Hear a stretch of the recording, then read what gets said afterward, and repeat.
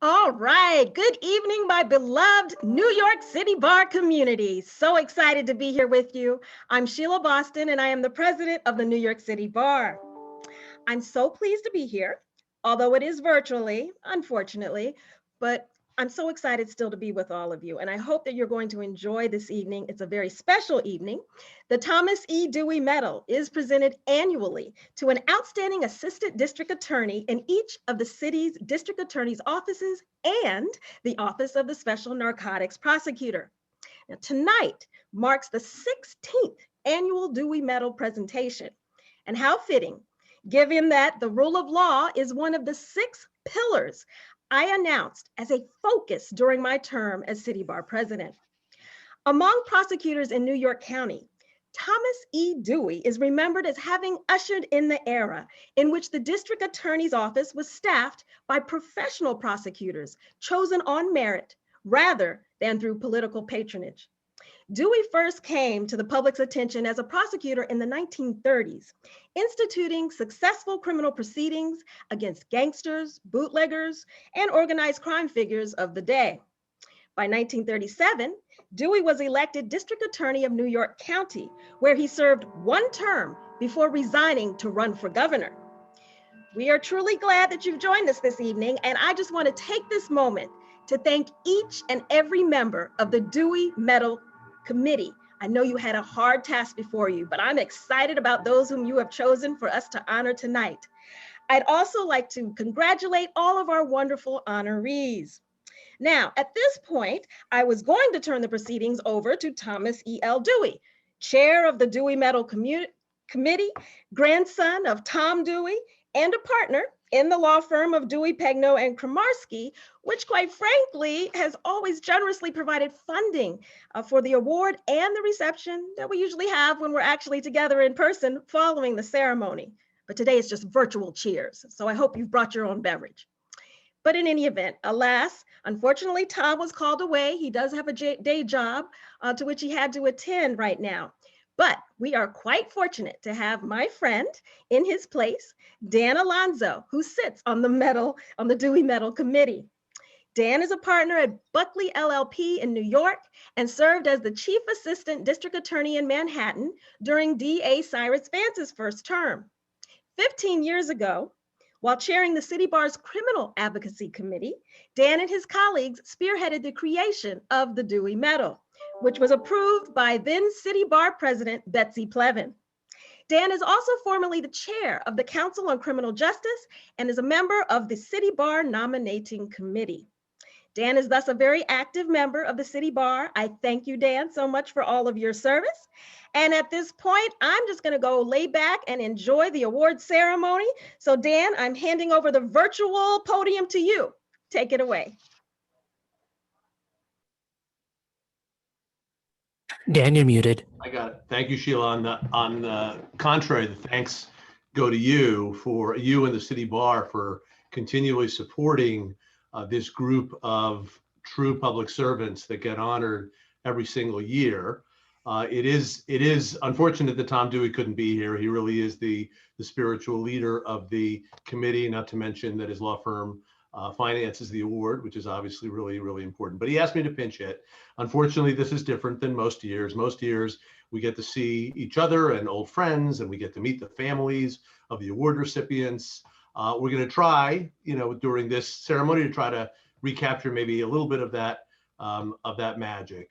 Obviously, the difficulty we're having here pales in comparison to the year that the ADAs of New York City have had, with trials and grand juries canceled or on indefinite hold, people working from home, and on top of that, a whole host of new laws that have placed new burdens on the district attorney's offices.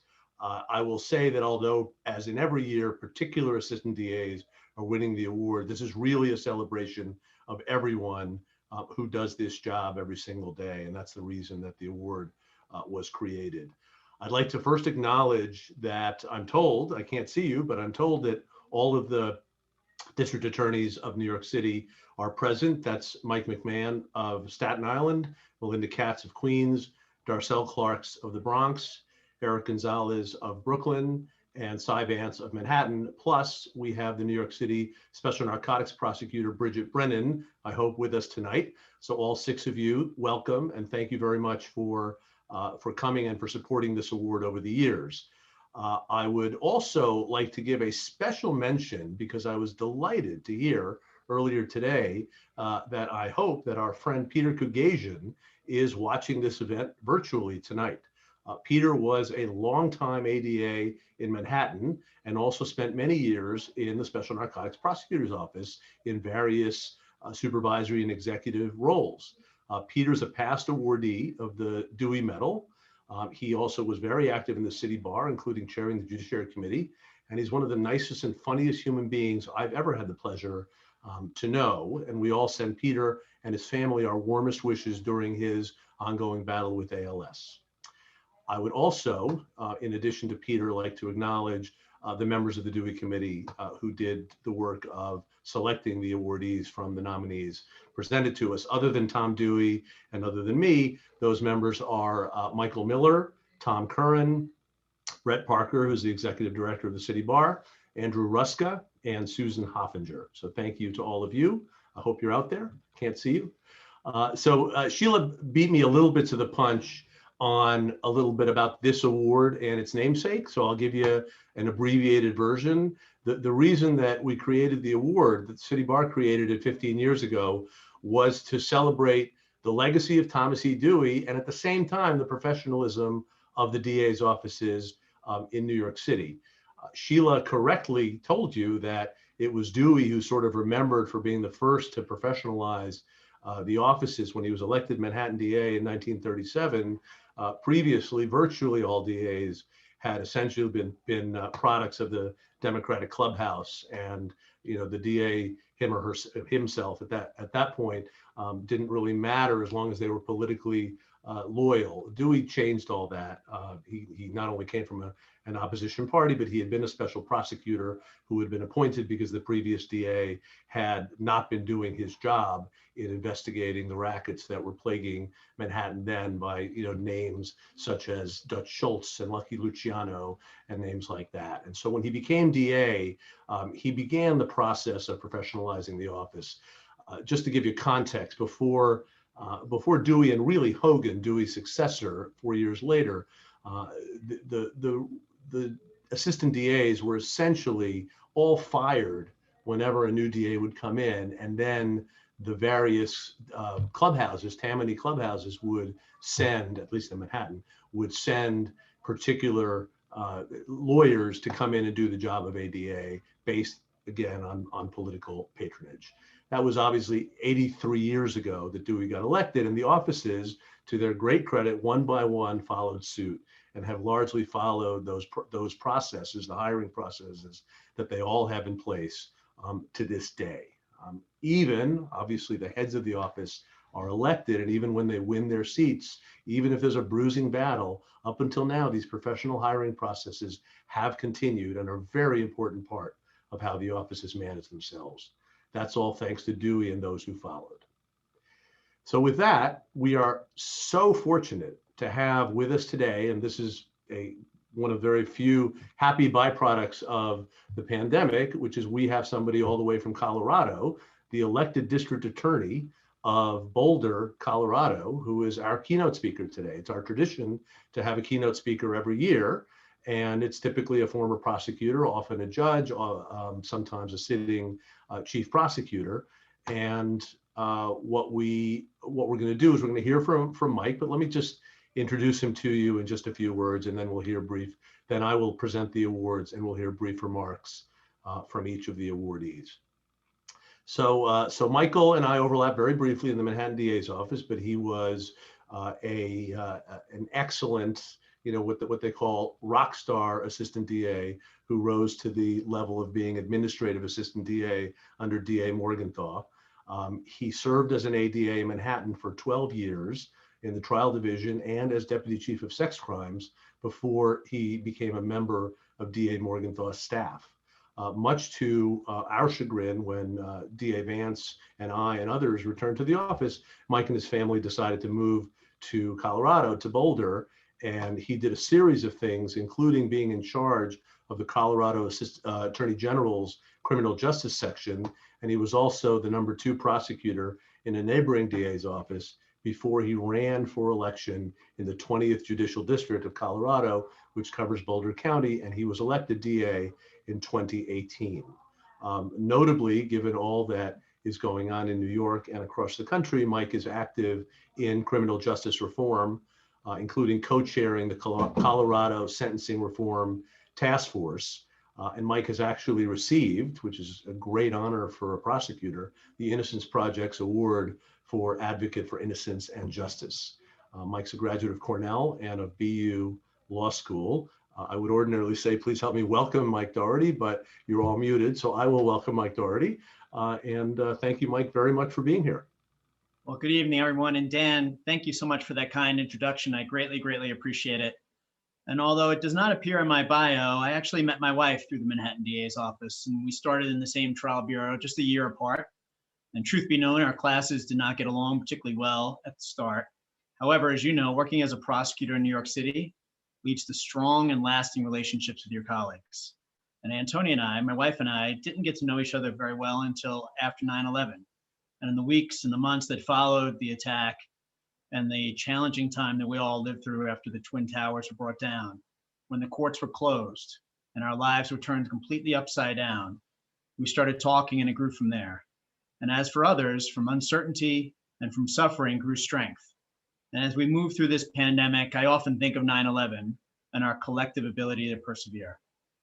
And as a former assistant DA with the Manhattan District Attorney's Office, giving tonight's keynote is a special honor for me.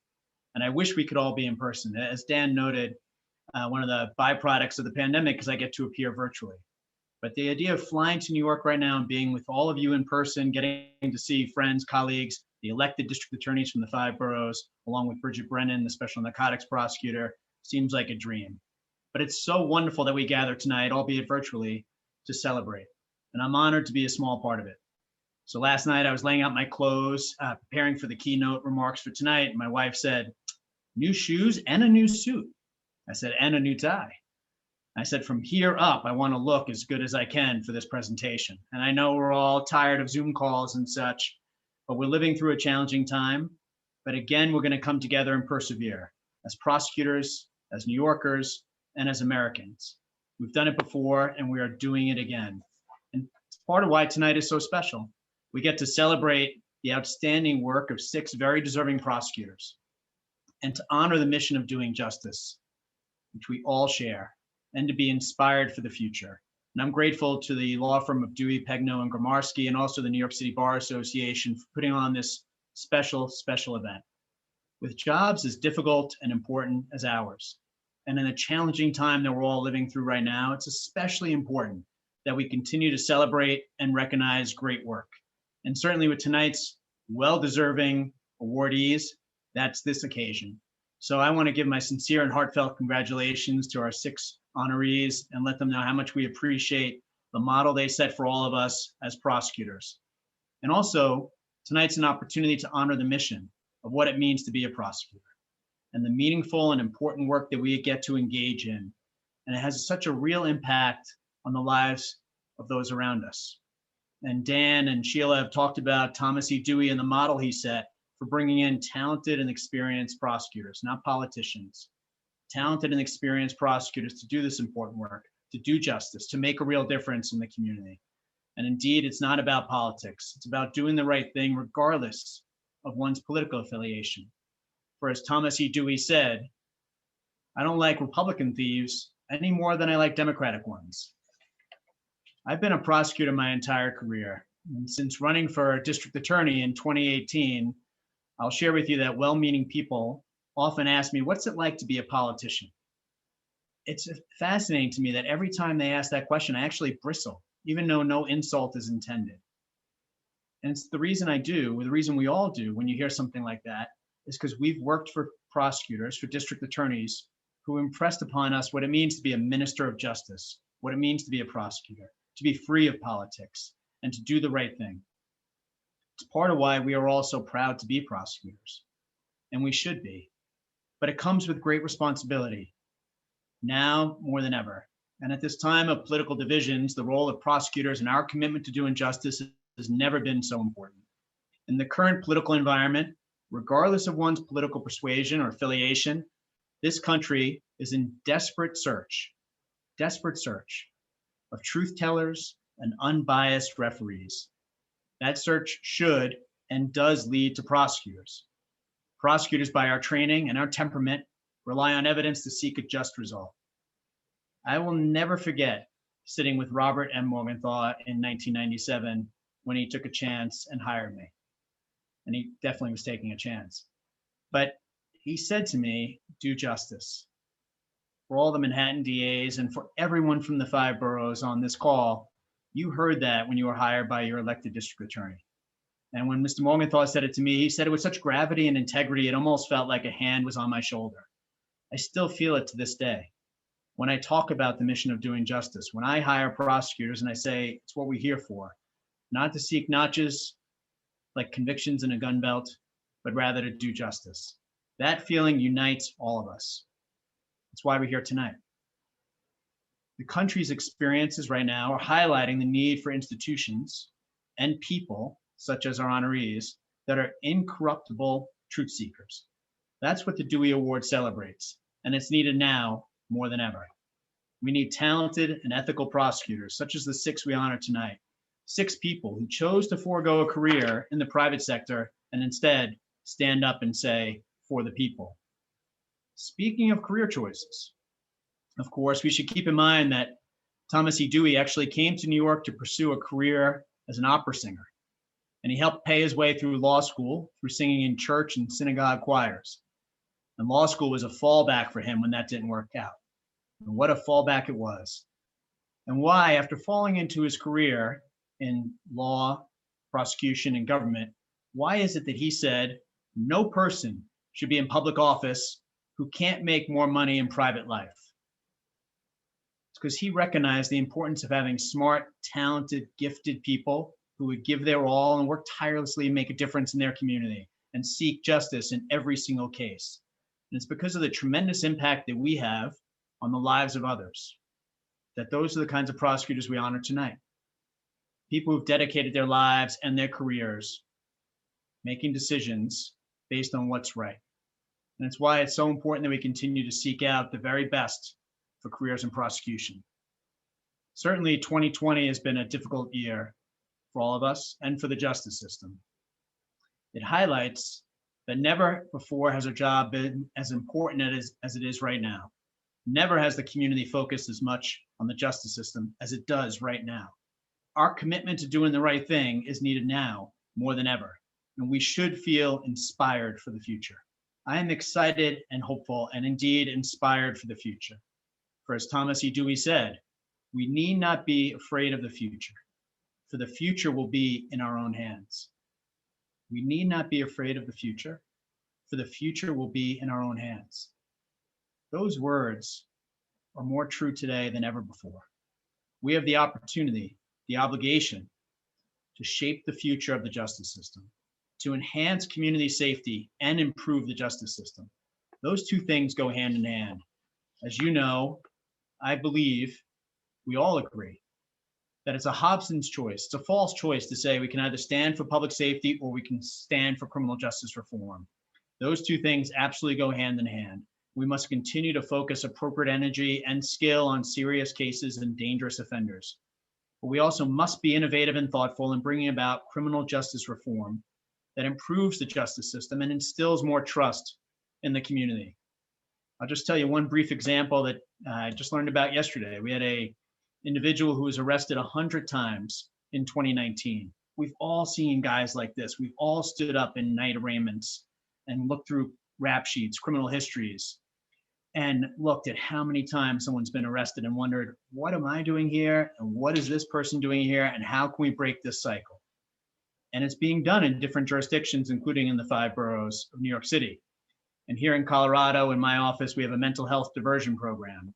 It's an innovative program to help low-level offenders connect with treatment in the community as opposed to remaining in a jail cell, which is the last place someone should be who's in the midst of a mental health crisis. He was arrested 100 times in 2019. He got into the mental health diversion program at the end of last year. He's been arrested once in 2020. Think about the impact to the community that he was causing in 2019. The law enforcement resources being expended time and time again to arrest him, book him, take him to the jail, and hold him in custody until a public defender could be assigned, a prosecutor could appear in court, and a judge could preside over his case. 99 fewer cases. I also remember one of the brown boxes I left behind at the Manhattan DA's office when I left to come to Colorado. It's an unsolved case. We've all had cases like this one. There were a bunch of people at a club in uptown Manhattan, and a fist fight broke out. As happens in these situations, everybody turned to look at the fight and certainly saw the individual who pulled out a handgun and fired 4 shots indiscriminately into the crowd. And a bouncer was struck and injured by the gunfire and went down. The number of witnesses who cooperated with that case was 0. Everybody ran outside and fled. One of the bouncer's friends ran outside looking for the shooter, and he found someone who he thought mistakenly to be the shooter. And he ended up seriously assaulting that individual and stomping him on the ground and breaking his jaw in several places. The number of cooperative witnesses to that incident was 1. It was the police officer who was running down the street in response to the shots being fired. And I remember meeting with the bouncer at the hospital and asking him if he would cooperate with the investigation and help us figure out who had fired the shots, and he refused. And I explained to him how the justice system works and why he should trust us, and why he should believe that the justice system would take care of his case. And instead, despite my best efforts, he told me, "You don't have to worry. I'll take care of it myself." I said, "No, see, now I'm actually very worried," but I still couldn't convince him to cooperate. So for years, despite our best efforts, there have been some in the community who've lacked trust in the justice system and what that means. And rather than run from that, we must continue to embrace it. In a country that watched George Floyd be killed by law enforcement, we as prosecutors must rise to and accept the challenge to be a force for good. It's what we've been doing our entire careers, and it's never been as important as it is right now. We're not going to make everyone happy, nor is that our goal. Our goal is to reach what the law and justice requires. The Dewey Award celebrates taking on that responsibility without fear or favor. It highlights why the great work of prosecutors is to be celebrated, why we should be proud of the work we do, and why we honor tonight 6 of the very best in New York City. So may the work we celebrate tonight be the light that shines through the darkness of this hour. May we celebrate their great work, remember why we do these jobs, and stand together for the future of our communities. I am so excited and hopeful for the future and grateful to be here tonight. And I want to give my sincere thanks to the Bar Association and my thanks to the honorees for your outstanding efforts for the people. Thank you. Thank you, Michael. That was fantastic and inspirational. We really appreciate your sharing those words with us today. And Dewey was a man that's not often quoted, so you've now quoted him more than anyone I've ever heard. So we appreciate that very much as well. So let's get on to what you are all here for. Ordinarily, we'd have a really nice medal to give to everybody, and you'd all get great pictures with it. You're going to have to take our word for it this time. We're going to send it to each of you. So I'm going to figuratively or virtually present the medal to everybody. So if we could please begin with Christine Scaccia from the Bronx. So Christine graduated from Fordham and St. John's Law School, and she began as an assistant DA in the Bronx in 1991. She's currently the chief of the DA's Homicide Bureau. And in the 29 years she's been an ADA, she's established herself as one of the city's most accomplished gang and homicide prosecutors. Now, this is very difficult work, and Christine has used every technique in the book, from eavesdropping to social media analysis to old-fashioned physical surveillance. She's worked with dedicated detectives and investigators to file significant charges as part of a caseload that has included more than 40 homicide trials in her career.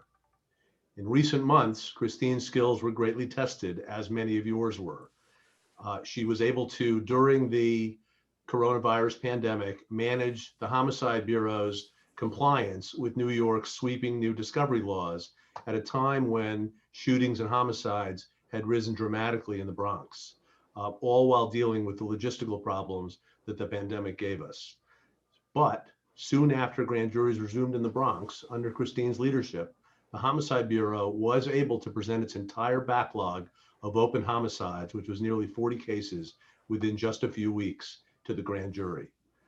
Christine is so accomplished that I have a friend in the audience from the Bronx who texted me in the middle of this and said how fantastic she is. And one little thing, which is really, I have to say, really impressive, you apparently are able to talk to any witness at any time because you find a way to relate, which is a skill that is so important for ADAs, because obviously very few of our fellow citizens wake up in the morning and say, let me see if I can cooperate with the police and the DA's office today. So that is a fantastic skill. I'm even told that people call Christine into their office to talk to their own witnesses when they can't get through to them. So for all those reasons, Christine Scaccia is most deserving of this year's Dewey Medal. Congratulations, Christine.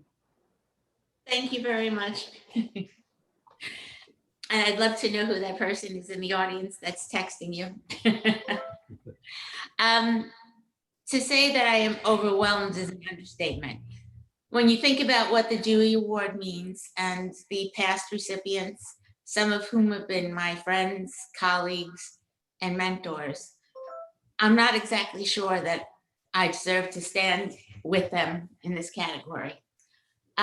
For those who know me a little bit better, I am also overwhelmed because the thought of speaking to a room full of distinguished attorneys and doing it virtually at that pretty much hits every stress trigger I have.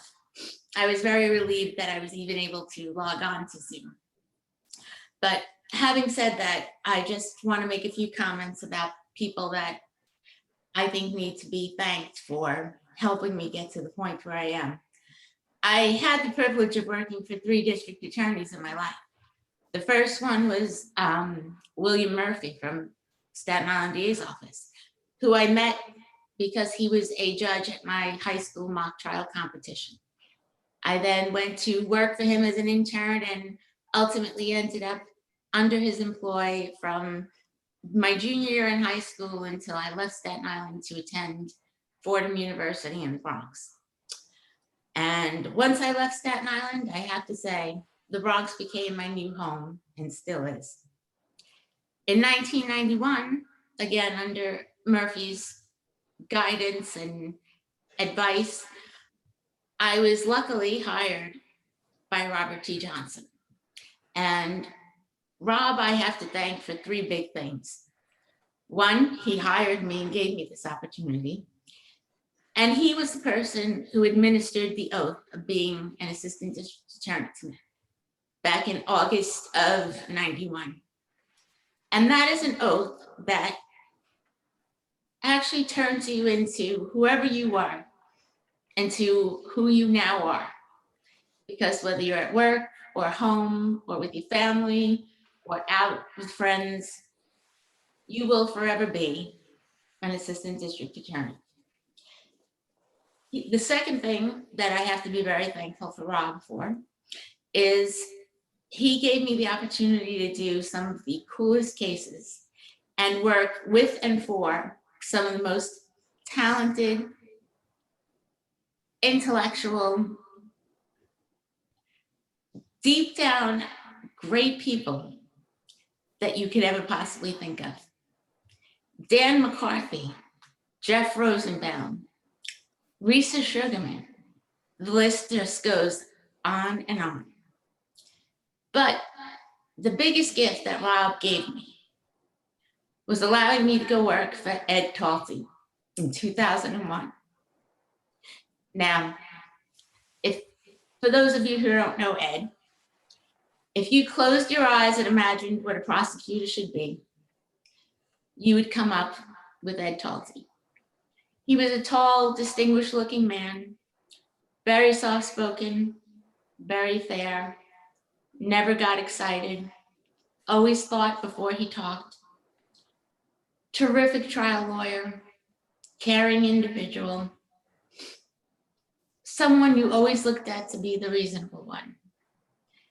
And if you can't see where I'm going with this, Ed Talty was the exact opposite of everything that I am. I am excitable. I say what I'm thinking. I couldn't be more of an opposite to Ed.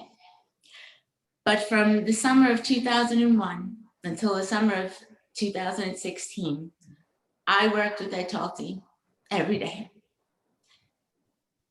That is a gift that I could never repay Rob or DA Clark for.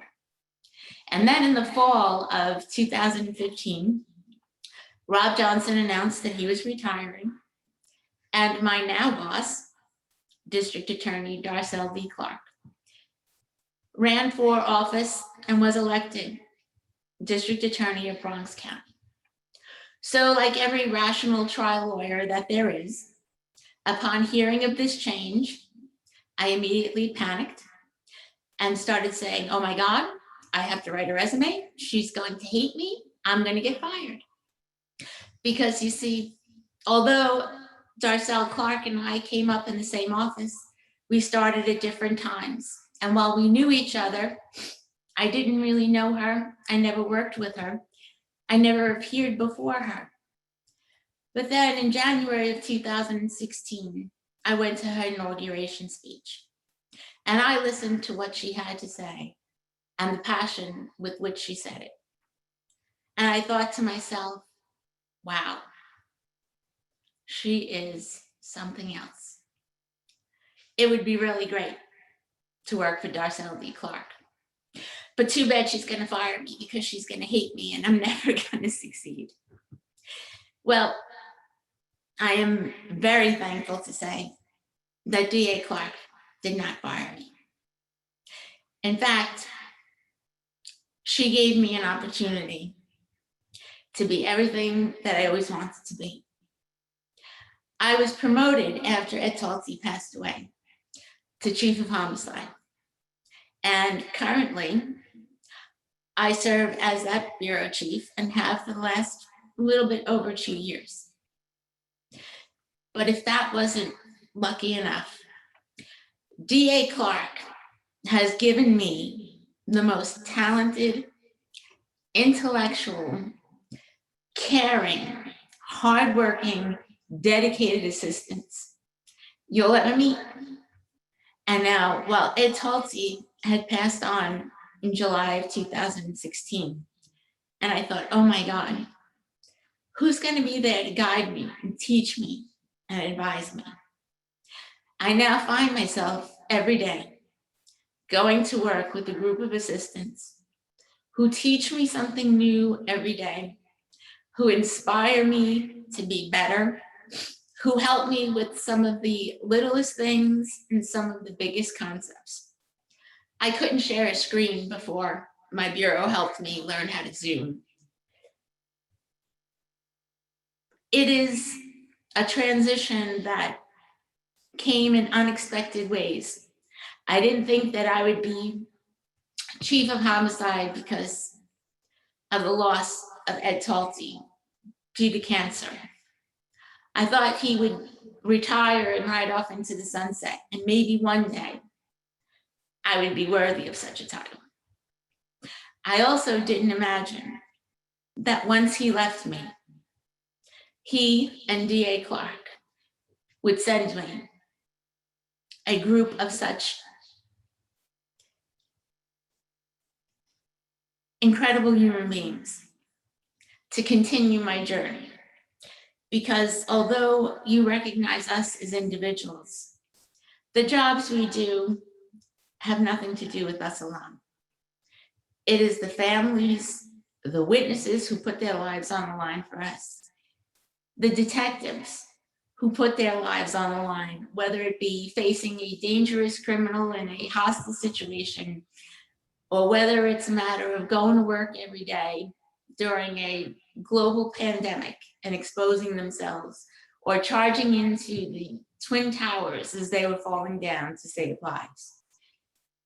We can't do this job without the community, without our colleagues, and without each other. And while I very humbly accept this award, I think that I not only am obligated, but want to share this award with everyone I currently work with, all of the bonds that I have formed over the years, former colleagues that have gone on to Julia Cornacchio in the Westchester DA's office, Lisa Davis in the Staten Island DA's office, Karen Ross in the Queens DA's office, Michael Gerber in Southern. Without people like them, our jobs would be impossible. But I am very lucky to have worked for the Bronx District Attorney's Office for my entire career. And for that, DA Clark, I will be eternally grateful. Thank you. Thank you, Christine. And I assure you, you will have a chance to share the medal with all those people because it's a lovely thing you can put right in the middle of your office, nice big brass. So we will send that to you. And I'm sorry we can't give it to you today, but thank you so much for those remarks. So our next honoree is from Kings County, Wang. Kin graduated from New York University and BU Law School and is a 30-year veteran of the DA's office, joining also in 1991 like Christine. In 2017, he became the chief of one of the DA's trial bureaus, becoming the first Asian Pacific American to lead any major bureau in a New York City prosecutor's office. Before that, he was chief of the Domestic Violence Bureau. And I think as any ADA knows, that is one of the toughest assignments anyone can tackle. Kin also served for 6 years in the crucial job of Director of Legal Training, having helped train more than 500 assistant district attorneys. He's known to be a charismatic and energetic teacher who created a felony boot camp for assistant DAs transitioning to Supreme Court from criminal court. And that included establishing a mock trial program that gave extensive personal feedback to the young ADAs. He's also taught courses at John Jay College of Criminal Justice on the American judiciary and criminal law. Kin is an immigrant to the United States, having arrived with his family at the age of 8, and he was able to give back to the immigrant community in a big way in 2015 when he became chief of the office's Immigrant Fraud Unit. Let me say that I think there's a special place in hell for people who prey on vulnerable immigrant communities. And Kin tackled every sort of scam that there is with gusto. Examples include blessing scams, which are essentially a form of extortion that preys on knowledge of religious traditions of certain groups, fake lawyers who rip off immigrants for fake fees, and bust out travel agents preying on Muslim immigrants looking to take religious pilgrimages. For all these reasons, Kin Wang is most deserving of this year's Dewey Medal. Congratulations, Kin. Thank you. Good evening, everyone. First off, I'd like to thank the President, Ms. Boston, and the New York City Bar Association for hosting this event, the selection committee, Dan Alonso, and the Dewey family. I also want to congratulate all the other recipients. Being here with them is a privilege and an honor. My full name is Kin Wang. Most people call me Kin. I am an immigrant and a proud Chinese American. My name was given by my grandfather, who was a tailor in Hong Kong. My first name, Kin, means to build. As a kid, the meaning of that word didn't really mean very much because we were concerned about other things, economics, education. Me sitting here, thinking back, I would have never dreamt that I would be here talking to all of you, getting this award to be even a prosecutor. My parents immigrated from China in the 70s. My mother left China at the start of the Cultural Revolution to meet with my father before they came to America. Neither of my side of the family ever even gone past high school. I was the first one to complete college and get a degree. Me being here was an impossibility. My mother, for 30 years, worked in a sweatshop as a seamstress until the onset of arthritis and 9/11 closed her shop and she retired. My father washed dishes in restaurants and toiled in factories until he saved enough money to open up a one-man tailor shop in the Upper East Side. Every morning, I remember he used to get up at 5:30 in the morning, go to the subway, and get to the store and open up the shop. To him, he had made it in America because he had his own business and he was able to support his family. Me being here was an impossibility. So when I graduated from law school and I was starting my job as a prosecutor in Brooklyn, I started to realize, wait a minute, it's not impossible, it's very possible. When I won my first jury trial for an observation sale to my last jury trial, a DV homicide, it was possible.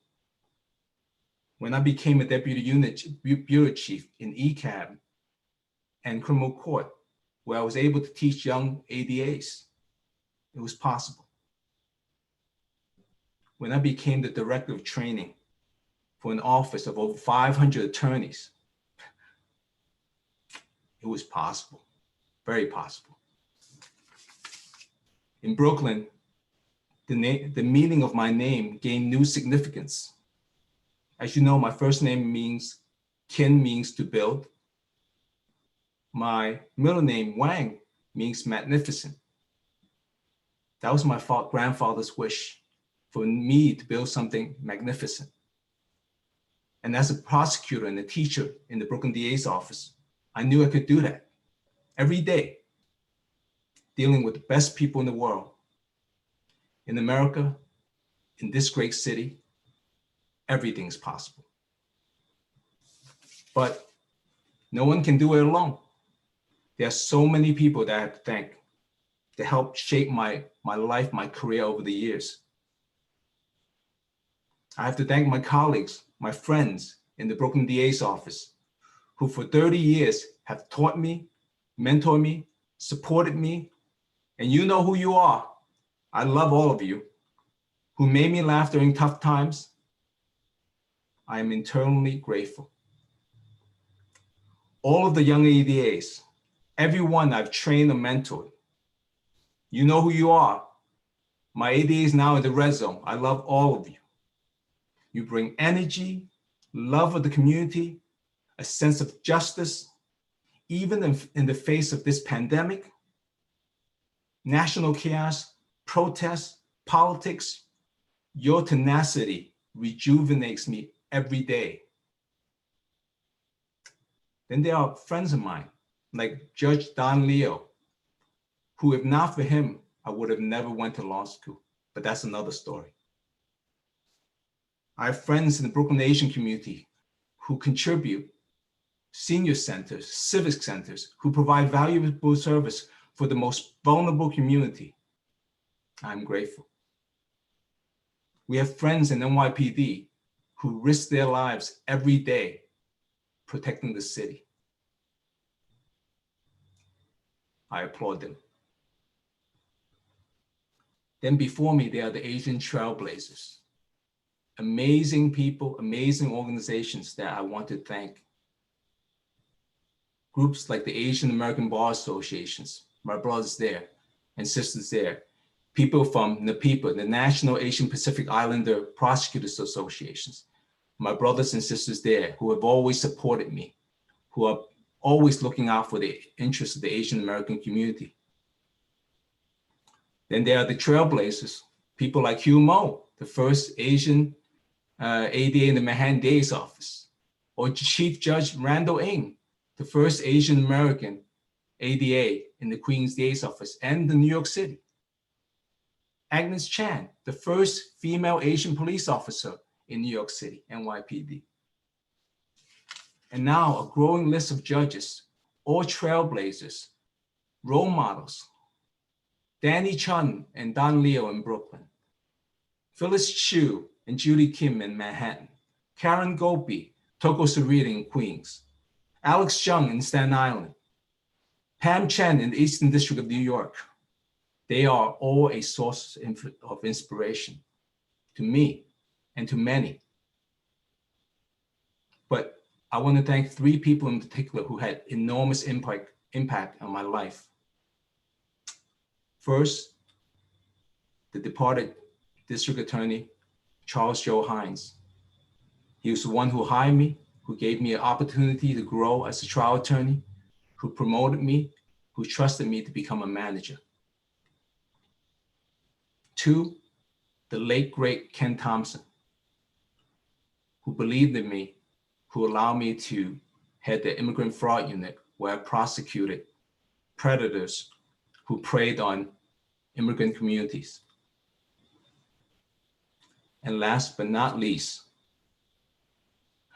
the current district attorney, Eryck Gonzalez, who I consider to be my good friend, a pioneer and a visionary who will bring criminal prosecution into the 21st century, leading our office with strength, intelligence, compassion, and integrity. Only in New York can an API prosecutor work for a white, Black, and Latino district attorney. I'm so honored and so lucky. Finally, to my family, my mom and dad, you already know about. They are the soil and the earth that nurtured me over the years. My younger brother, his beautiful wife, and my lovely niece, Chloe. My brother, who is younger than me, but oftentimes acts as the older brother and always has my back. My 2 beautiful daughters who smile and tears give meaning to my life. And in the end, my wife of 25 years, my confidant, the best advisor, my best friend, who kept the family together through the tough times. Someone who deserves so much more, but loves me for who I am. From the bottom of my soul, thank you. I love you. Thank you very much. Thank you, Ken, for those very, very inspirational remarks. So you mentioned a bunch of judges who are from your Albany family. I want to recognize at least one of them, who is Judge Pam Chen, is here with us today, which is quite an honor. And I note that Judge Chen was herself quite an accomplished prosecutor before she became a judge. And I'm sure there are other judges who are watching, so welcome. I just can't see you, so I don't know who you are to recognize you. I also recognize your mention of Joe Hines. So, you know, I was thinking, we've said this is the 16th annual event. So with the event 15 years ago, it's actually quite extraordinary. We had 5 completely different district attorneys who were all present at that event. That very first year, Bob Morgenthau was there, Dick Brown was there, Rob Johnson was there, Dan Donovan, and Joe Hines. And may Joe and Judge Brown and Mr. Morgenthau rest in peace. I note that Bridget Brennan was the Special Narcotics Prosecutor. We didn't start giving this to an SNC lawyer until 2 or 3 years into it. So that first year, it was just the 5 DAs. So it's extraordinary that we have a whole new group of 5 DAs now, which shows just how dynamic the New York City criminal justice system is. So our next recipient is from New York County, and we honor today Christine Keenan. Christine is a graduate of Manhattan College and Boston College Law School. She joined the Manhattan DA's office in 1995. Christine is, in a word, consummate, the consummate homicide prosecutor. Not only has she been that since 2006, handling many significant murder and gang cases, but she has also contributed significantly to the Manhattan DA's mission to combat violent crime as a teacher and mentor. She's delivered lectures and demonstrations on grand jury practice to new ADAs and has instructed her colleagues at numerous homicide conferences. In recognition of these skills and her importance to the office, Christine was appointed senior trial counsel by DA Vance in 2013, and she currently is just one of 14 assistant DAs entrusted with being a member of the Major Incident Call Team. That group is assigned to respond to and handle the most serious and difficult cases of street crime in Manhattan, and one need only watch the news to imagine what that looks like today. One shocking example of Christine's effectiveness was the 2012 prosecution of Joseph Baban, a maintenance worker at a corporate office building in Manhattan who abducted a member of the night cleaning staff and bound the victim's ankles, wrists, head, and mouth, after which he shoved the body in an air vent. The crime was obviously shocking, and what was interesting about this and a testament to Christine's skills is that it was entirely a circumstantial case. And Christine presented a case consisting of DNA, fingerprint evidence, footprint evidence, and chemical analysis, and she obtained a conviction and maximum 25 years to life sentence for a killer that at sentencing, Christine aptly called soulless. Those are the kinds of crimes that are the hardest, and they're probably the hardest on our assistant DAs all across the city. And Christine is absolutely the consummate professional in that part of the Manhattan DA's world. For all these reasons, Christine is most deserving of this year's Dewey Medal. Congratulations, Christine. Thank you. Good evening, everyone. Thank you for that generous introduction. Thank you to Mr. Vance and the other members of the New York County District Attorney's Office for nominating me. And thank you to Sheila Boston, Thomas E.L. Dewey, Brett Parker, Dan Alonso, and the members of the New York City Bar Association for bestowing upon me this great honor of being named the New York County 2020 recipient of the Thomas Dewey Medal. I also want to congratulate all the other recipients. It is such an honor to be honored along with them. And to Michael Daugherty, that was a phenomenal speech. You have done amazing things in Boulder, Colorado, and I'm so proud to have you as an alumnus of this office. I attended law school with the singular goal of wanting to become a prosecutor. And even with that focus, I don't know that I could have guessed that I would still be here 25 years later. However, the reasons I became a prosecutor are the same reasons, or at least some of the same reasons, why I am still so proud to serve the people of New York City.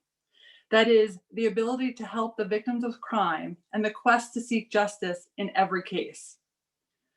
But another reason why I am still here, and a reason that I could not have foreseen prior to starting my career, is the fact that I have had an amazing opportunity to work with some of the greatest people who have taught me that I've been able to work with and work for.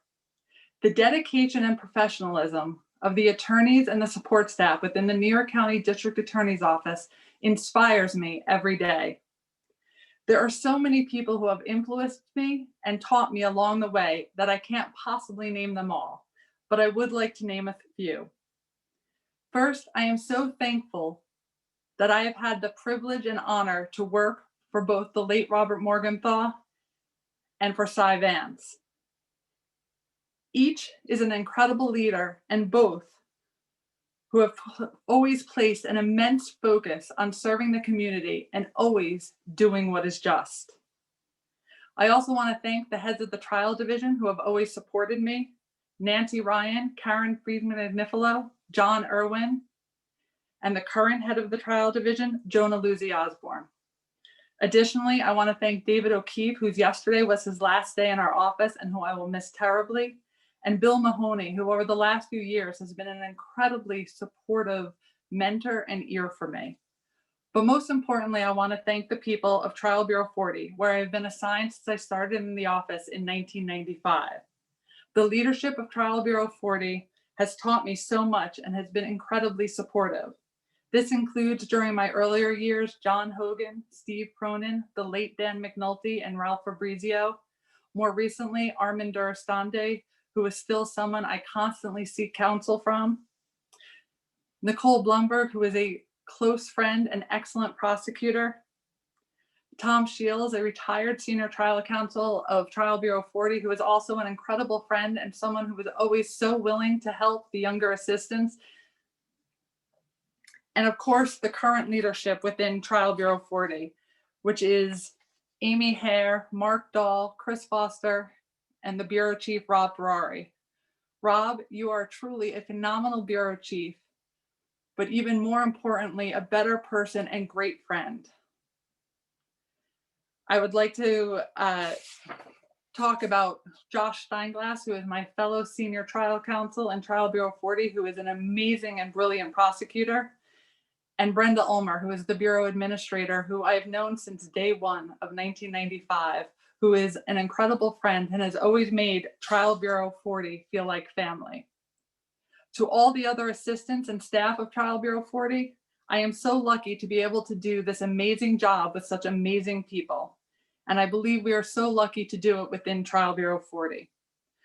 Finally, I think it's so important to thank the investigators within the District Attorney's Office who are always so willing to help on all the cases, and to the New York City Police Department, who again do a phenomenal job under at times difficult circumstances.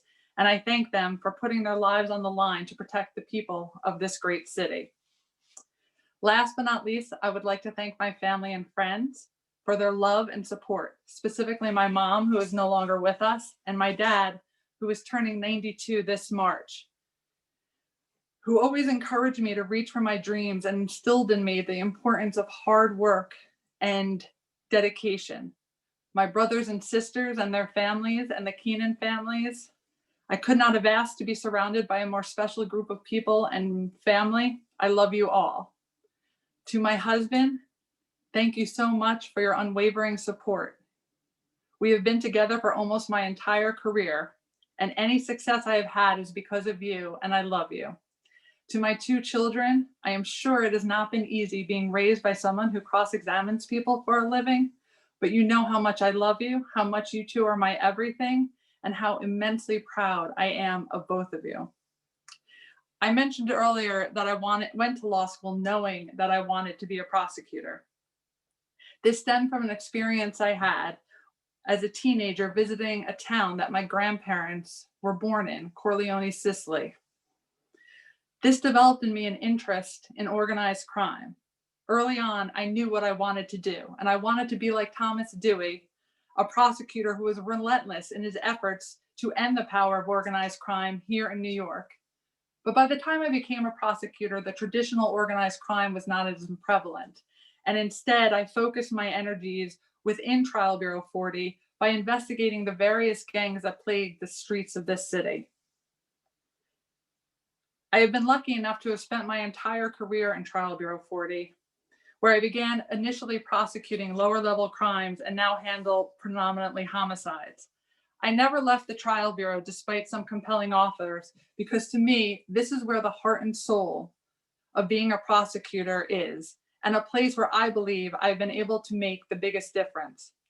Prosecuting the everyday violent crimes that occur in our city, helping the victims and the victims' families hopefully find some solace when justice is served, and working to prevent future violent crimes are the reasons why I work hard and have continued to be a prosecutor. To me, there is no greater duty than to serve the people of New York. There is no greater accomplishment than ensuring justice is served in every case. And there is no greater reward than knowing that perhaps because of my work, perhaps the work of all the prosecutors in this city, that this city is just a little bit safer. Certainly, there have been a lot of changes to the job of an assistant district attorney over the last 25 years. This is especially true in the last year. Quite frankly, 2020 has brought trying times to prosecutors in this city and our country. Between criminal justice reform bills, which have changed our day-to-day practice drastically, the pandemic, and the distrust of the criminal justice system, it is certainly not an easy time to be an assistant district attorney. However, to me, our job now is more important than ever.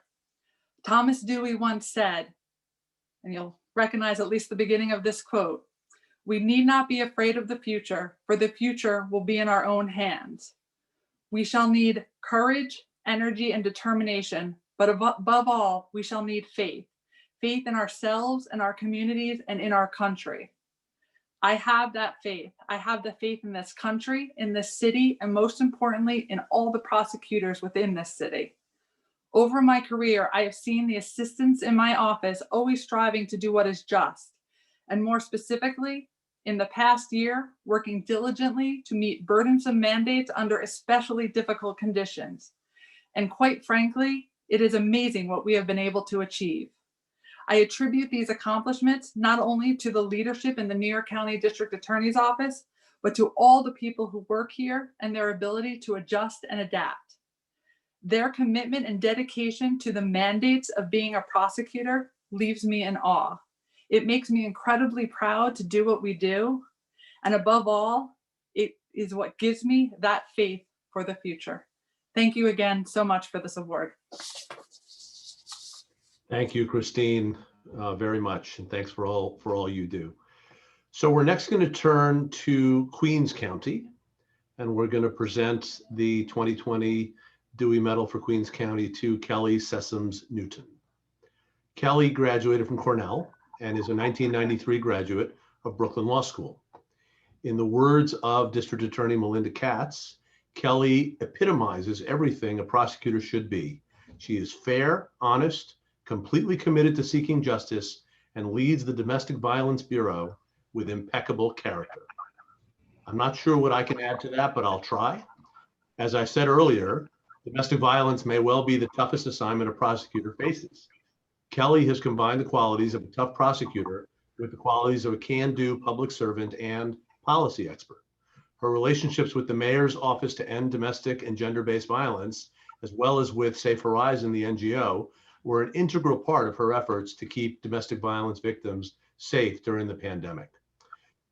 During the pandemic, Kelly hosted a virtual town hall with the mayor's office and the borough president's office in Queens to make sure that victims were aware of the virtual services that were and are available.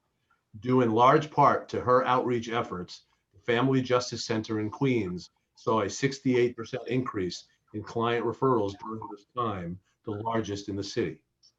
She also played a vital role in implementing the district attorney's domestic violence strategy threat alert system, or DV-STAT, which allows the office pre-arrest to ensure that cases are properly prioritized and enhanced in a specialty where cases falling through the cracks can mean the difference between life and death. For all these reasons, Kelly Sessoms-Newton is most deserving of this year's Dewey Medal. Congratulations, Kelly. Thank you so much. Is my sound good? Yes. Okay, perfect. Thank you so much, Mr. Alonso, Mr. Parker, the New York City Bar, Dewey Pegno-Kromansky, and all those responsible for this honor. And also congratulations to all of you, the nominees and recipients of this wonderful award.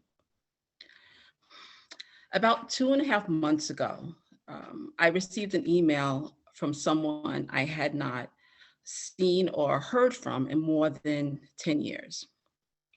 She wrote to tell me that her oldest child, a daughter, had just received her bachelor's degree in child psychology.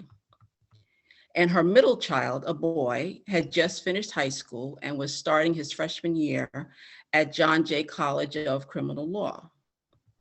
She also wrote that her baby, at least the one that was a baby when I last spoke to her, was now in middle school.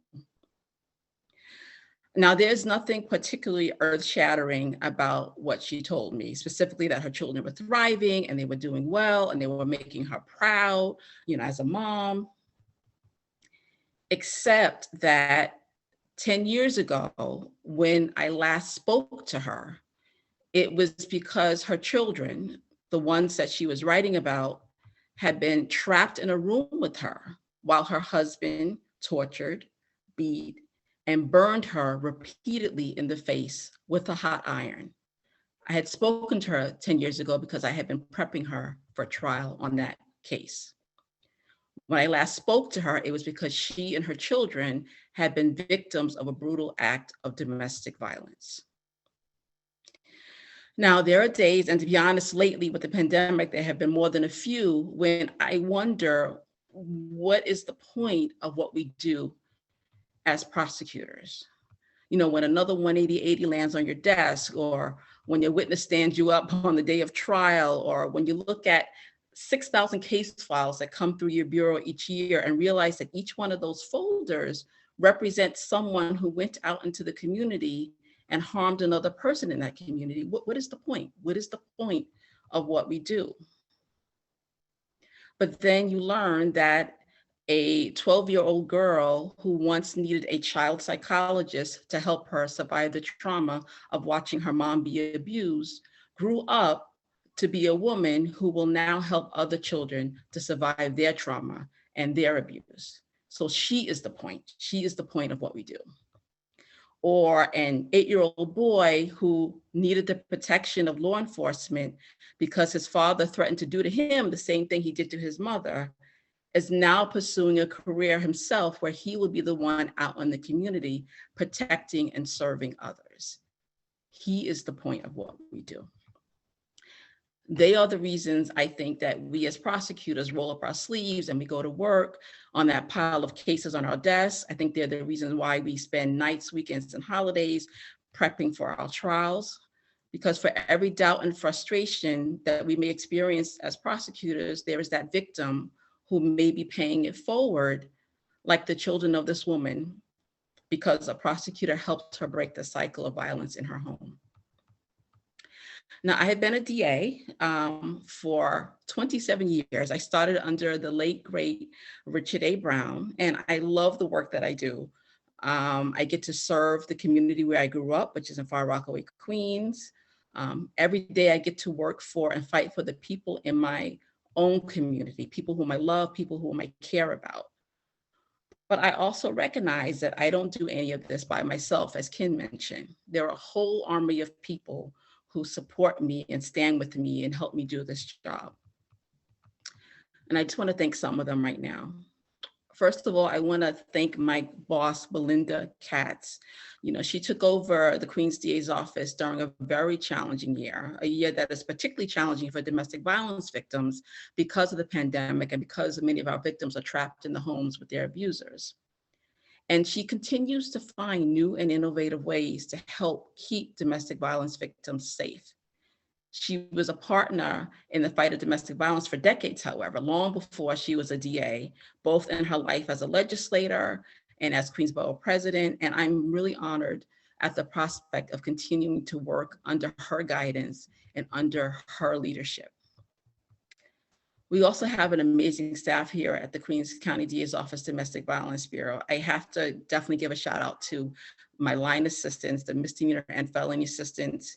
They do so much with so little. They are the ones that are in the trenches. They are the ones that are the face of our office for victims of DV. They are the ones advocating for these cases before the judges. Every victory we have ever had in our bureau is because of those like them who are in the trenches for our DV victims. And in particular, I want to give a special thanks to a particular former line assistant, now supervisor, Howard Mccallum. You know, even when Howard was a line assistant, he always went above and beyond for the Bureau, whether he was handling his own cases or mentoring younger ADAs. Howard has always been such an integral part of the work we do in the Domestic Violence Bureau. I also have to thank our paras and our TPAs and our clerks who just basically take care of us behind the scenes but rarely get the recognition they deserve. Thank you so much, all of you, if you're listening, for the support and work you do in the Bureau. We have an amazing bunch of detectives in our office, but there's a handful that in particular I need to call out, particularly Lieutenant Janet Hagelson, Sergeant Steve Brown, Detective Jeff Boyce, and the late, great Georgiana De Rosa. They do the legwork that strengthen our cases, but more importantly, they take such amazing care of our victims. Now, I have been blessed to have had some amazing bosses in my 27 years. I don't know if Jack Ryan is listening, but if you are, Jack, I just want you to know that I really appreciate your faith in me and the faith Judge Brown had in me by putting me in charge of the Domestic Violence Bureau. Judge Brown once famously said that the prosecution of domestic violence cases was the crowning achievement of his administration. And I feel like none of the DV Bureau's achievements and accomplishments, from its pioneering work in evidence-based prosecutions to e-signatures, none of that would have been possible Jack, without you and without Judge Brown's belief in the importance and value of the work that we do with domestic violence, I just want to thank you so much for that. Scott, I know you're listening, and I just want you to know there are absolutely no words. I'm gonna try not to get emotional talking about you because you know I adore you. There are no words that can ever truly express the impact you have had on my life. You are the boss I wanted to be most like. Your brilliance and creativity is unmatched, and you created an environment where we wanted to do well. We wanted to help the most vulnerable in our community, and we wanted to make you proud as our boss. And I still want that to this day, even after all these years. Dan, you're not just a boss, but one of the things I have always admired about you is you're a phenomenal trial lawyer. And I want to thank you for your advice and your guidance over the years and for leading us by example. I also have to give a shout out to Terry Lindino and Laura Henneman and Bob Masters.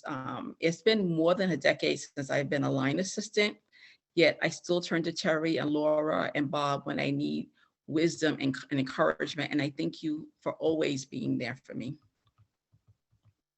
Also, I want to say something about a very special person in my bureau named Mary Kate Quinn. I may be the chief of the Domestic Violence Bureau, but Mary Kate is the heart of the Bureau. In fact, she's every vital organ of the Bureau, the heart, the lungs, the kidneys, everything. She is the one that everyone goes to for both work concerns and personal concerns. She's always ready to support her colleagues, her bosses, and she's there to lift anyone else up who is in need, including myself. And I think sometimes she does all this to her own detriment, but I just want MK to know that she's just the star and the heart of the Domestic Violence Bureau. I also want to say thank you to Susan Jacob and the people at the Queens Family Justice Center. You know, when the prosecution of cases is over, our victims still need support. They still need help and they still need guidance. And no one provides that support and help better than Susan Jacob and the folks at the Family Justice Center. So thank you guys for all that you do for our DV victims. They say once a DV ADA, always a DV ADA. And I think that's particularly true where it comes to Ken Applebaum. Ken actually stepped in to fill in a need in the Bureau that had to be met. He's been an amazing acting Bureau Chief at the Domestic Violence Bureau. And Ken, I just want to thank you for just stepping in, you know, almost with no notice and just being the amazing boss and the amazing job that you're doing in the Bureau. And finally, I just want to say this job would be so much harder without the support and love I get at home. I'm married to the most phenomenal, amazing man that I could ever have known. My husband, Lance, and, you know, he's the one whose arms I fall into, you know, when I come home from work, you know, and he's the one that, you know, looks out for the Mr. Mom that looks out for my son, you know, when I'm working late. So I'm blessed to have been surrounded by, you know, a loving husband and two wonderful children, Allie and Kenton, who are always just there for me when I need them, when the workday ends. For more than 2 decades, I've had the honor of standing up in court and saying Kelly Sessoms-Newton for the people. And one of the things I've learned is that when we represent the people with integrity and honor and ethics, there is nothing more rewarding. But it's also an honor tonight to be actually getting an award for that. So I just want to thank everyone for this moment. Thank you. Thank you very much, Kelly. It's very, very, very well deserved. Thanks so much for those remarks. You mentioned Jack Ryan and you didn't know whether he was listening. He is in fact listening. Okay. You won't be surprised to hear that in private he raved about you and echoed the comments that DA Katz made when she nominated you. So thank you so much. That you have so many fans. Thank you. Our next award is for Richmond County. So if Morrie Kleinbart could pop your screen on, great. Morrie is one of the rare ADAs who started in a different office and switched, relatively rare. In Morrie's case, he started in the Manhattan DA's office in 1986 and did not go to Staten Island until 2007, when DA Donovan appointed him Chief of Appeals. In between those years, those of us in Manhattan were able to benefit from his vast legal knowledge. He's a graduate of Touro College and Rutgers Law School. For his entire 34-year legal career, he's been an assistant DA. As should be obvious from his title, which he still holds, Morrie is an appellate lawyer. He is well known statewide as an active member of the DA's Association of the State of New York. And on behalf of DASNY, he has authored or co-authored more than a dozen amicus briefs to the New York Court of Appeals. It's become fashionable to point to appellate decisions that reverse convictions as some evidence that the defendant was somehow mistreated, or perhaps that the system has fundamental flaws. No doubt in some cases that may be true. But less commonly cited are the many cases where claims are made by defendants that are actually head scratchers. But at least one judge agreed with the defendant and the case is up on appeal. Such was the case in People versus DeGandia, an appellate decision by the First Department, since cited 54 times, where the First Department reversed a grant of vacating a conviction on collateral attack on a 440 because the defendant had fallen asleep during jury selection. The trial judge simply said he was asleep. That's that. I'm vacating the conviction. And Morrie was able to convince the appellate division that actually the defendant didn't even put those facts on the record. So we don't really know what happened here. And that's the defendant and the defense lawyer's responsibility. Plus the judge did a really good job in any event. So there were no grounds to vacate. That case has been cited 54 times and is in the First Department a very important decision thanks to Morrie's hard work. More recently, as a Staten Island ADA, Morrie prevailed in the New York Court of Appeals in a case where the Working Families Party actually challenged the district attorney's self-disqualification. District attorney stepped aside, county court or the Supreme Court appointed a special district attorney, and the Court of Appeals held in favor of the Staten Island DA, and it really gives some breathing room to DAs, gives really substantial discretion for them in the future to decide to step aside where their impartiality could be questioned reasonably. So on a personal note, I'll just add that when I was a very young ADA, I found Morrie to be absolutely invaluable. And when DA Vance was president of DASNY, when I had returned to the office, Morrie was just an invaluable resource for DA Vance and for the whole association. For all of these reasons, Morrie Kleinbart is most deserving of this year's Dewey Medal. Congratulations, Morrie. I think you're muted. Thank you, Dan. I think I'm a little more comfortable doing this standing, so if you don't mind. And the thing you see at the top is the top of my bookcase, where I have the laptop. When I began as a rookie in 1986, little did I dream that 34 years later, I'd be accepting this most humbling award from the City Bar Association. And for this honor, I have to thank DA Mike McMahon for nominating me and the committee for bestowing it upon me. Mike, I very much appreciate the opportunity to serve as chief of your appeals bureau, as the office, under your hands-on leadership, has put in place programs whose goal is to keep the Staten Island community safe, while at the same time ensuring that members of the community, as well as those who enforce the law in the community, work with appreciation and understanding of one another to ensure that safety. As Dan said, I have spent my entire professional career as an appeals bureau assistant. I have never tried a case. I've done a couple of hearings, but that's not something I actually brag about. I was first in New York County, of course, for almost 21 years, and since 2007 in Richmond. And for that, I have to thank Mr. Morgenthau, who there really are no words to express the appreciation I have, as far as he took a chance on me. And maybe it took me a while to get into shape, but I very much appreciate what it was that I was appointed and went straight to the Appeals Bureau. And then, of course, when I left there, I went to Richmond, where I worked for Dan Donovan. And then after he was elected to the Congress, his brief successor, Dan Master.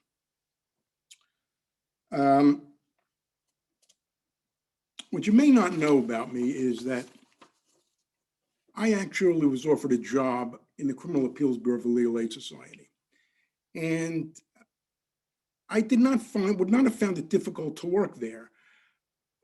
In my view, the job of the criminal appellate defense attorney is to ensure that a defendant has received every right that is due to him and to vindicate those rights on his behalf.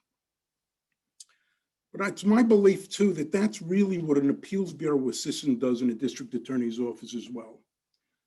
I've argued many cases. I actually looked today how many cases that my name is on in Lexis, and it's close to 700. And what I will say is, of course, prosecutors win most of their appeals. But what I will say is, while I vigorously defended criminal convictions against attack both on direct appeal and collateral attack, whenever I found a case that I believed some wrong was done to the defendant, I had no hesitation in bringing that to the attention of my supervisors, and we would discuss and resolve that question. And I'm happy to say that is the experience I had both in Manhattan and that I continue to have in Staten Island. But while it is a very important job of an assistant district attorney in the appeals bureau to do that, to vindicate the rights of a particular criminal defendant, I don't think that's the most important job, certainly that senior assistants have. I think the most important job that a senior assistant now has is to train the next generation of assistants. We're not going to live forever. I know that I'm not going to be around forever. And I think it of crucial significance that I can assure myself and assure everyone that things will continue. The excellence that has been brought to the office and the care that the office takes in these circumstances continues.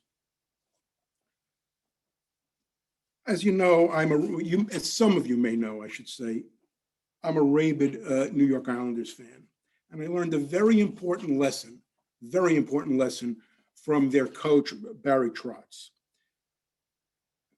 On the team is a forward whose name is Brock Nelson, who, before the coach came, his nickname was Brocktober because essentially that was the only month he seemed to be willing to make any effort at doing anything.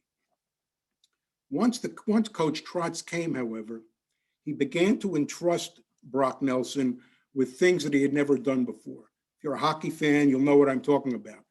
He started having him kill penalties. He started having him take face-offs at crucial times. And Brock succeeded tremendously.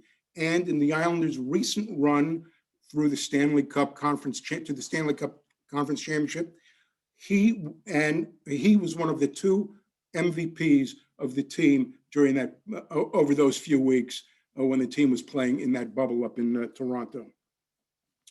That is, to me, an enormously important lesson. First is he taught me to trust your ability as a mentor and as a teacher. And even more importantly, trust the people who work for you. If you give them responsibility, they will indeed live up to it.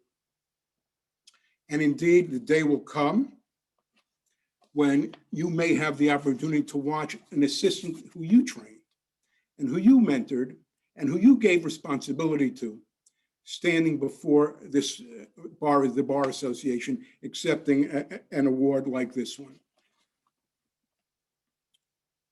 I have a lot of people to thank besides the district attorneys for whom it's been my privilege to serve. There are senior prosecutors whose wisdom, kindness, and patience has helped train me. There are colleagues both in Manhattan and in Richmond also who have been enormously helpful to me and have taught me a lot. And most important, I think, and one of my fellow honorees mentioned this, it's the non-legal staff who work with us. They don't get the appreciation they deserve, and they all too often don't get the thanks that they deserve. But it's unquestionably true that we as assistant district attorneys, whether a line assistant, whether a supervisor, would be completely unable to do the job that we do with the success that we try to have without having those non-legal staffers working with us. I just want to give a special shout out to two people. I'm glad, Dan, that you told me that Peter is watching. Peter was the director of training in 1986 when I started in Manhattan, and he always was a wonderful friend to me. And it just thrills me that I know that he is here watching this. When I was present when he received it, I think it was 5 years ago, and it just thrills me no end to know that Peter was present at a time when I too am receiving it.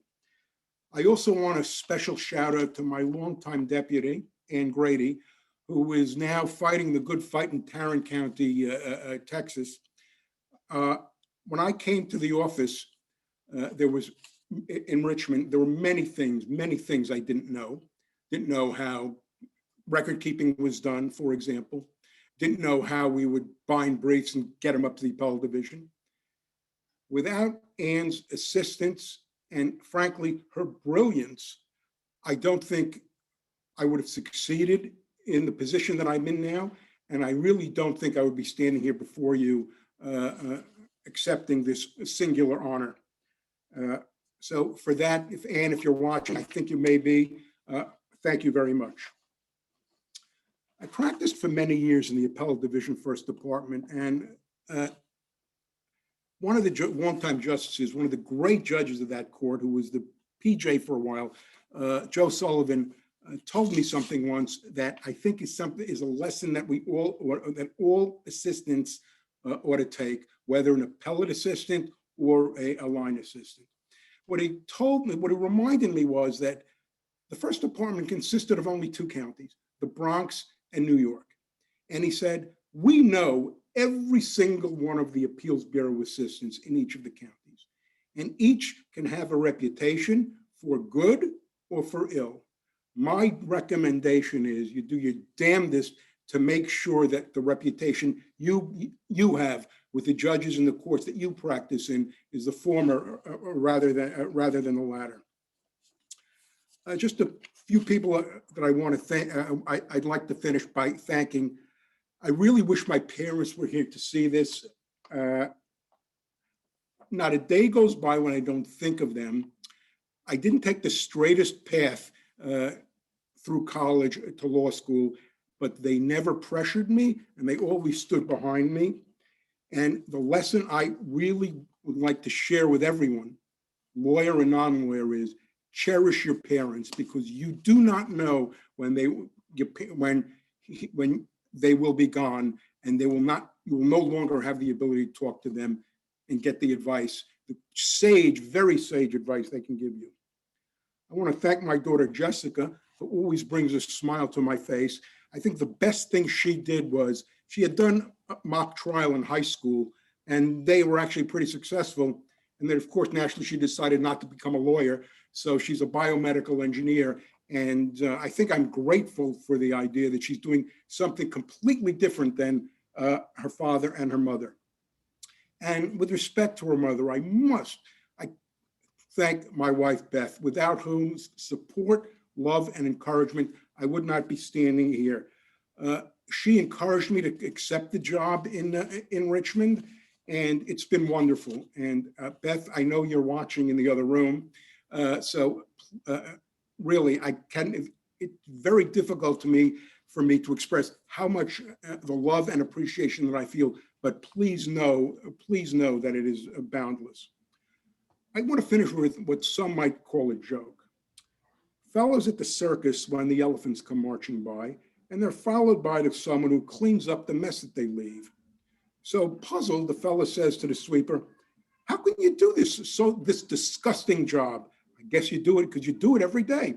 And the guy turns to him and he says, hey, at least I'm in show business. The job of the appeals assistant is much like that of the guy who cleans up after the elephants at the circus. But don't forget the punchline. At least I'm in show business. It's been my privilege and honor to have been that guy in show business for the last 34 years. There is no job in the law that would have suited me and that I would have enjoyed more than the one I have had for the last 34 years. I'm deeply honored by your recognition, and I thank you from the bottom of my heart. Thank you, Morrie, very much. I will follow up on what you said and tell you that your former deputy, Ann Grady, is indeed watching. So she's one of our guests, and she herself is a former Dewey Medal recipient. So it's great that she was able to join us. All right, so last but definitely not least, we're going to turn to the Office of the New York City Special Narcotics Prosecutor. And that award this year goes to Eryck Kratville. Eryck is a graduate of Princeton and Harvard Law School. He's a Manhattan ADA who spent 4 years as a trial prosecutor before joining the Special Narcotics Prosecutor's Office 8 years ago. And at that time, he entered the Special Investigations Bureau, where he handled some of the most sophisticated trafficking investigations handled in the entire New York State system. In the words of Bridget Brennan, the Special Narcotics Prosecutor, he distinguished himself as a thoughtful and thorough attorney with a sharp legal mind and the ability to think on his feet, qualities which have impressed his supervisors and law enforcement teams with which he's collaborated throughout his career. Based on that, when the special prosecutor established the heroin interdiction team in response to a sharp increase in both heroin trafficking and related overdose deaths, she made Eryck the chief. The successful team has since expanded to focus on the influx of fentanyl and fentanyl analogs, all of which are responsible for 60% of the overdose deaths in New York City. The team has since taken the show on the road, with Eryck sharing expertise and resources with colleagues in upstate New York. One excellent example of the team's success followed a tragic overdose of a young man in Sullivan County. Eryck and his colleagues from New York City and upstate traced the supply chain back to the city and to a fellow named Anderson de la Cruz Rosario, a Dominican national who had been deported years earlier back to the Dominican Republic following a felony conviction. He decided to run his operation as its CEO from the Dominican Republic without having to travel to the United States or set foot here, which sounds like a great deal. He just sent people who would themselves be opening themselves up to jeopardy, all while he basked in the Dominican Republic. After a wiretap investigation, Eryck was able to obtain de la Cruz Rosario's extradition to the US, bringing him here involuntarily to face trial in New York. And it also led to one of the largest bulk fentanyl seizures in New York City. For all of these reasons, Eryck Kratville is most deserving of this year's Dewey Medal. Congratulations, Eryck. Thank you, Dan. Thank you to the Dewey Committee and the New York City Bar. It was a couple of weeks ago that I learned I was going to be one of the ADAs honored tonight, but it wasn't until last week that I saw the list of names of the 5 other honorees. And when I saw that list, names of 5 exceptional prosecutors who have done amazing things during their times in their respective DA's offices, who have handled extraordinary, tough, important cases. When I saw those names, all I could think was, what the heck am I doing here with them? Right after that, I had the more immediate concern of, what do I say? Because I don't have their deep well of experience. I don't have an extraordinary life story like Ken talked about. But while I was trying to decide if you're allowed to call in sick to an award ceremony that you attend from home, I started to hear from a number of people who very thoughtfully were calling or emailing to congratulate me. And a number of them mentioned they felt bad that I had to get it this year, 2020. And I understood what they meant. The Dewey Awards are normally an amazing event, a great opportunity to get together with our colleagues from across the city, celebrate together the important work we do at the DA's office. And we're not getting that this year, obviously. But even so, when I got those calls and those emails, I realized, God, I didn't feel bad at all. I just felt grateful. Grateful that in a year that has been, by any measure, pretty rough. Rough for us all, individually, collectively, rough for the country, rough for the profession, as prosecutors, law enforcement. I felt so grateful for this award and what an incredible honor it is. And just to have it as kind of a bright point of light in the darkness. And I realized that today, the Tuesday after Thanksgiving, I should just focus on that, on gratitude, because in that incredible sense of gratitude I have for this award and for everything, because it's something that can get lost in the mess that's 2020. Obviously, I will start saying how grateful I am for my family, for my wife, Elizabeth, who has been the best companion for these 3 years of marriage, for these 8 months of COVID, who has kept me sane during this pandemic, who has been the best friend, best source of laughter, and who has managed to deal with 8 months of being trapped in a New York City apartment with me, which requires the patience of a saint. Thank you. I love you.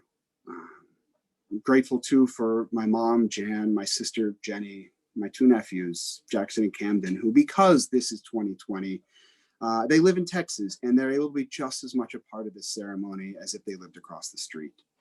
I'm grateful for my grandfather, Jim, who turns 93 years old later this month, who I still get to talk to every week, and who is able to listen to this from his home in Chicago, again, because it's 2020. I'm grateful for my dad, who isn't able to be here because he lost his fight with cancer a quarter century ago, August 1st, 1995, but who during his life inspired in me deep love of learning, dedication to family, and somewhat less helpfully, a love of the Chicago Bears that, if nothing else, has taught me to accept defeat and failure in my life. But on a night like tonight, in a year like 2020, it just seems urgently important to say how grateful I am for this job that I have, that we have. Because not only have we continued to have work at a time when so many are out of work and just trying to keep their lives together, we not only have work, but we get to make a difference. I've talked to so many people, friends, family, who during COVID, they just say how powerless they feel. And they don't get to do the things they want to do, see the people they love. And aside from staying at home and wearing a mask, they can do nothing to affect the course of this pandemic. But we prosecutors, we are able to make a difference at this time. We're doing it every day. We're going to work. We're doing everything we can to make sure that this city, our city, is the same beautiful, crazy, wonderful place after the pandemic that it was before. And I'm so grateful to be a part of doing that with all of you. I'm grateful for all of the amazing people that I've gotten to work with and for. Gene Percaro, my bureau chief when I first started, Amy Hare, my first CCS, who taught me, the two of them, how to do this job. Grateful for my office mate, Lisa, back in Trial Bureau 30, who kept me sane while working for Gene and for Amy and for everybody. Grateful for my bureau chiefs and deputies since coming to Special Narcotics, Susan, Jody, Nick, Lisa, Bernice. Grateful for Joe T and Steve, and especially for Bridget. And beyond being grateful in general for the opportunity to work as an ADA, which I am, I'm specifically grateful for the work that I get to do. I was so fortunate that 6 years ago, Bridget asked me to be her chief of the new heroin interdiction team formed in response to the growing opioid overdose epidemic. And in that role, I have seen the awful toll exacted on our city and our country by opioids, by fentanyl and fentanyl analogs especially, but also by the more familiar heroin, oxycodone, substances that cause more than 1,000 deaths a year in our city, just in our city every year, which continue to kill a terrible number of people in New York, even during COVID. And I'm grateful that I've gotten the chance to help do something about it. Yeah, by investigating and prosecuting some of the individuals and organizations involved in packaging and distributing those poisons. But beyond that, also helping to educate other prosecutors on the ever-changing world of opioids, constantly in flux universe of fentanyl and fentanyl analogs and synthetic opioids. I've gotten to be one of the voices in the room when city agencies of all stripes have gotten together to try and figure out how to get New York through this opioid epidemic. And I've seen time and again how the goal of our office and all of the DA's offices in the city is not to punish those who are addicted to drugs, but those who are feeding that addiction, who are adding the fentanyl and the fentanyl analogs and killing their customers just to make an extra dollar. And I've gotten to see how our offices are trying to ensure that the users themselves are not thrown in jail, but are routed to treatment to get them out of that cycle of addiction before it kills them. And I am just so grateful to Bridget for putting me in a position to see and be a part of that effort to save lives. Thank you, Bridget. You know, it's interview season right now, and I've had the chance to talk to a lot of applicants in the NDA's office. And those of you who do these interviews, you know, one of the questions you get a lot is, what's it like working at the DA's office? What do you do in your job? And I love that question. My answer is never the same, but the important part, the part I try to make sure I do say every time is, you try to do justice every day. And with some applicants, with the right ones, you just see their eyes light up when you say that, because they're applying to this job for the same reason we did however many years ago. They're passing up a chance to make a lot more money because they want to make a difference in people's lives here. They want to seek justice. And in that interview with that answer, you just gave that applicant confirmation that yes, even years, decades after you start, that's what we do every day. We try to do justice. It's a weighty responsibility. We don't always succeed and we can always do better. But I'm so grateful to be in a job that gives me that opportunity and that responsibility. So thank you, Mr. Morgenthau, for hiring me. Thank you, Mr. Vance. Thank you, Bridget. Thank you for letting all of us seek to do justice and for putting your trust in us to do that to the best in our ability. So thank you.